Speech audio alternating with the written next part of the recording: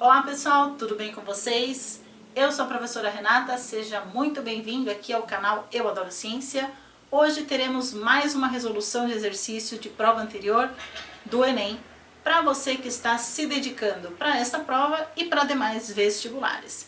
E eu já vou aproveitar e pedir para você curtir esse vídeo, se inscrever aqui no canal e ativar as notificações para ficar por dentro de tudo que acontece por aqui. Vamos para a questão de hoje? Acompanhe aí na tela agora a leitura da questão.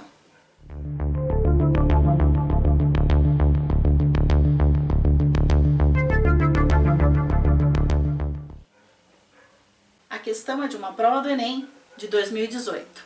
O nível metabólico de uma célula pode ser determinado pela taxa de síntese de RNAs e proteínas, processos dependentes de energia.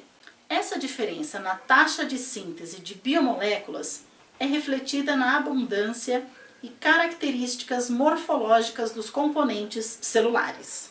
Em uma empresa de produção de hormônios proteicos a partir do cultivo de células animais, um pesquisador deseja selecionar uma linhagem com o metabolismo de síntese mais elevado, dentre as 5 esquematizadas na figura. Linhagens 1, 2, 3, 4 e 5. Qual linhagem deve ser escolhida pelo pesquisador? Alternativa A, 1. Alternativa B, 2. Alternativa C, 3. Alternativa D, 4. E alternativa E, 5. Pessoal, tô de volta e aqui na lousa eu coloquei para vocês o esquema que existe na questão dos desenhos das células.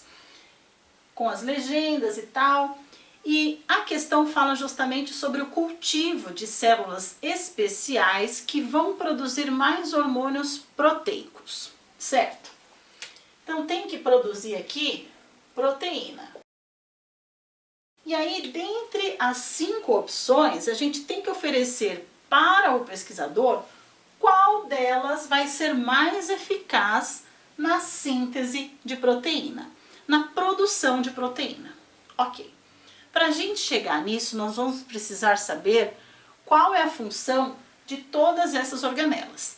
Ele também cita no enunciado que essa produção de proteína requer bastante energia. É um processo que se gasta energia na célula. Vamos lá. Aqui nós temos uma célula, o seu núcleo, que está em vermelho. Dentro do núcleo, a gente tem o material genético, que está dividido em eucromatina e heterocromatina. Os dois são DNA. Porém, a eucromatina é um DNA ali ativo. A eucromatina é ativa. Já a heterocromatina, ela é pouco ativa ou praticamente inativa dentro da célula. É ativa em quê? A eucromatina e a heterocromatina, como eu acabei de falar, são DNA. E se a gente lembrar, o DNA é responsável pela produção de um outro material genético, que é o RNA. E geralmente o RNA fica concentrado no nucleolo da célula. Ok. Então, o núcleo tem DNA, o DNA é responsável por codificar a genética ali e produzir RNA. E o RNA vai fazer o quê? O RNA mais ribossomos vão fazer a produção de proteínas. Mitocôndria. A mitocôndria é a organela celular capaz de fornecer energia. Faz respiração e fornece energia. E como a gente viu no enunciado, para a produção desse hormônio proteico, precisa de bastante energia. Então, dentre essas linhagens, eu vou ter que escolher uma delas que tenha bastante mitocôndria. Vamos observar uma por uma. Na linhagem 1, eu só tenho aqui poucas mitocôndrias. Bom, aqui já aumentou, então a 2 já está melhor que a 1. A 3, em relação à energia, está praticamente igual. A 4 também praticamente igual. E a 5 pouca. Então, gente, de cara, como eu sei que o processo requer energia e eu tenho 2 linhagens, a 1 e a 5, com uma quantidade insuficiente deficiente de mitocôndria, eu nem preciso me preocupar em olhar mais essas linhagens. Eu vou focar nessas três. Tá? Núcleo tem DNA, o nucleolo é uma massa cheia de RNA e ele também produz os ribossomos. E os ribossomos são essenciais aqui na síntese proteica. E os ribossomos, gente, nas células eucariontes, eles podem aparecer de duas formas. Ou eles aparecem espalhados pelo citoplasma, ou eles aparecem agregados, aderidos ao retículo endoplasmático rugoso. Rugoso quer dizer que ele tem ribossomo. Puxa vida, já melhorou. Então eu tenho que olhar agora qual tem uma quantidade maior de DNA ativo que vai produzir o meu RNA, que vai se juntar ao ribossomo para o meu resultado final, que é a proteína. Então, dentre as três que sobraram, qual tem mais eucromatina? Aqui tem uma quantidade média, aqui tem pouca, aqui tem bastante. Então, essa aqui, ó, eu já posso cancelar. Inclusive, a quantidade de heterocromatina aqui é muito grande, ele tem muito DNA inativo.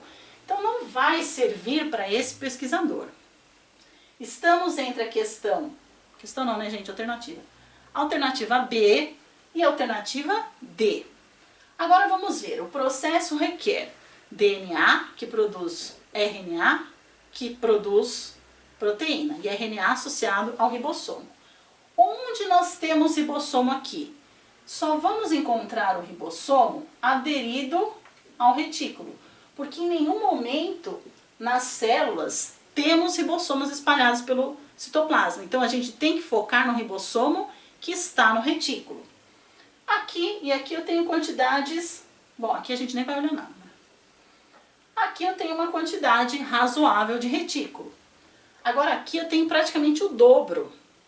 Olha quanto retículo endoplasmático eu tenho aqui comparado à linhagem 2. Além de que a quantidade de eucromatina aqui é maior. O nucleolo está praticamente igual em relação ao tamanho, então a quantidade de RNA, de ribossomo ali nas células é igual. Porém, aqui eu tenho muito mais ribossomo. Portanto, gente, a alternativa correta é a alternativa D. Para esse pesquisador ter uma linhagem eficiente para a produção de hormônio proteico, ele precisa de uma eucromatina, ou seja, o DNA ativo, que vai produzir o RNA. Esse RNA associado ao ribossomo vai produzir a proteína. E como no exemplo a gente não tem ribossomo citoplasmático, mas a gente sabe que ele está aderido ao retículo rugoso, a melhor linhagem é a linhagem 4, que está na alternativa D. Muito legal esse exercício, a gente tem que lembrar de praticamente todas as funções citoplasmáticas da célula eucarionte. E se você não lembra e quiser recordar, tem aula aqui no canal sobre isso. Tá aqui no card. Assista para melhorar aí, ampliar os seus conhecimentos, pegar aquele macete para arrasar na hora da prova, na hora do vestibular. Beijão para vocês e até a próxima edição.